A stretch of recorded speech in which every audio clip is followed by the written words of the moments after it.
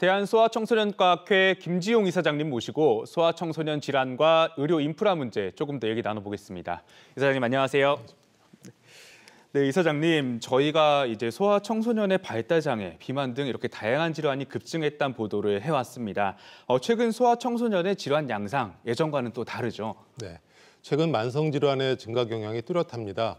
알레르기 질환, 특히 아토피 피부염과 알레르기 비염은 2배 정도 증가했습니다. 비만의 경우 초중고학생의 7명 중 1명꼴로 증가하고 있어서 사전 관리가 필요합니다.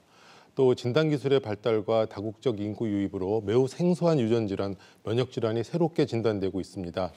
또한 산모 나이 증가와 인공임신으로 미숙아 비율이 8.5%로 출생해서 10년간 1.5배 증가한 것도 최근 추세라고 볼 수 있습니다.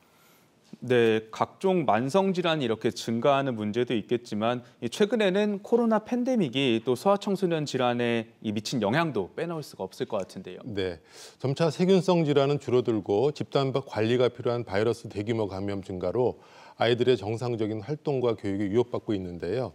오히려 코로나 팬데믹 기간 중에 독감의 유행과 볼거리 수도 같은 다른 바이러스 질환 패턴은 변화가 보이고 있습니다. 또한 신규 백신의 도입으로 인한 부모들의 우려도 커지고 있어서 어느 때보다도 신속하고 신뢰할 수 있는 올바른 건강정보 전달이 매우 중요해졌습니다. 네, 그런 거에 더해서 또 정서적인 면에서도 예전과는 다른 점들이 발견되고 있다고요. 네, 그렇습니다. 대면 활동이 2년 동안 상당히 위축이 되면서 각종 정서 질환이나 장애가 급증했는데요. 사회성 문제뿐만 아니라 학습 장애를 겪는 아이들이 10% 가까이 늘었고 우울증이나 불안 등 마음 건강 문제도 20% 정도 늘어나 대책이 필요합니다. 이런 문제는 코로나 시기가 끝나고도 계속 이어질 수 있어서 소아청소년과 정신 건강과 학습 부진의 측면에서 앞으로도 중요하다고 할 수 있는데요. 국가 차원에서 발달, 정서, 학습에 있어서 뒤처진 상황과 정신 건강 문제들을 정상화 회복으로 돌리기 위해서는 선별 검사 및 상담 진료 강화 같은 후속 대책이 필요합니다. 네, 지금 점차 코로나 상황에서 벗어나고 있지만 말씀하신 것처럼 어린이들 건강 회복을 위해서 풀어야 할 과제들이 여전히 좀 많아 보입니다. 특히 의료 체계부터 손봐야 한다는 목소리가 나오고 있는데. 네, 그렇습니다. 지금까지 처방 중심의 소아청소년 1차 진료에서 상담과 예방 관리 중심으로의 패러다임 변화가 필요합니다. 비만, 아토피와 같은 소아청소년기 만성 질환들은 결국 성인기로 연결되어 영향을 주기 때문에 질환 초기 주치 상담과 관리가 매우 중요합니다. 또한 소아청소년 검진 체계도 질환의 발견이나 검체 검사 위주에서 벗어나서 성장, 육아, 훈육, 마음 건강까지 관리가 함께 될 수 있어야 합니다.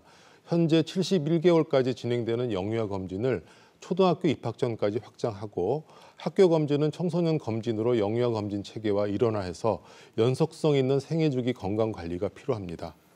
네, 사실 이렇게 어린이들에게 촘촘한 의료 서비스를 제공을 하려면은 무엇보다 인프라, 그러니까 네. 특히 소아청소년과 의사들이 정말 중요한데 근데 현장에서는 인력이 부족하다 못해서 아예 없는 지역도 많다고요. 네, 소청과 전공의 지원율이 작년에 38%, 올해 27%로 수년째 급감하였고 현재 전국의 전공의 정원의 50%만 근무를 하고 있어서 전국에서 24시간 응급실을 정상 운영할 수 있는 곳이 38%에 불과합니다. 지방은 더욱 심각한데요.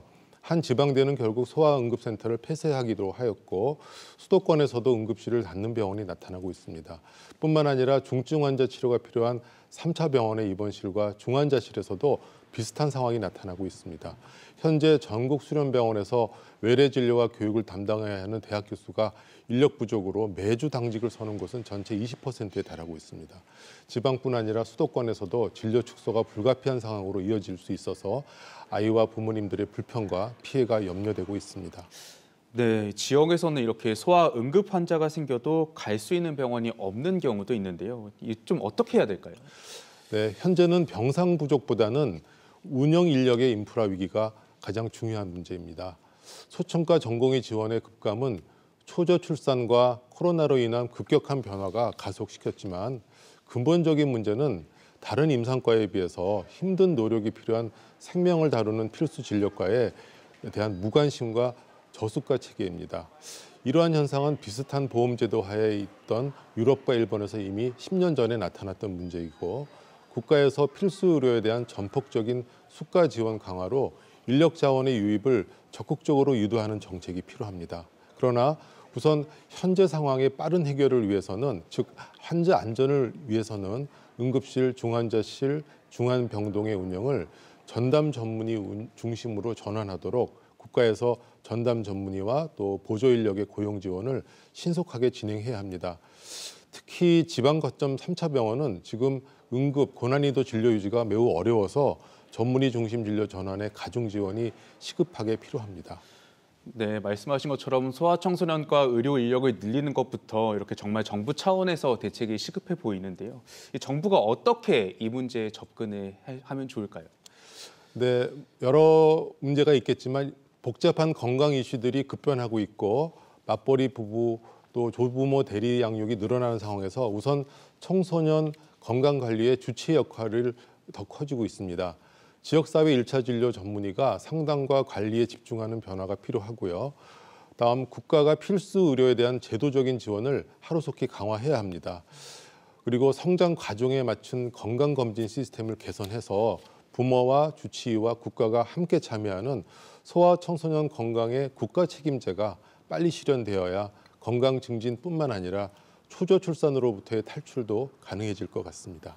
네, 우리 아이들의 건강 무엇보다 정말 중요한데요. 이렇게 부모에게만 맡겨두지 않고 나라가 나서서 한다면 또 이제 믿고 아이를 좀 낳을 수 있는 사회가 되지 않을까 싶습니다. 이사장님, 오늘 말씀 잘 들었습니다. 네, 감사합니다.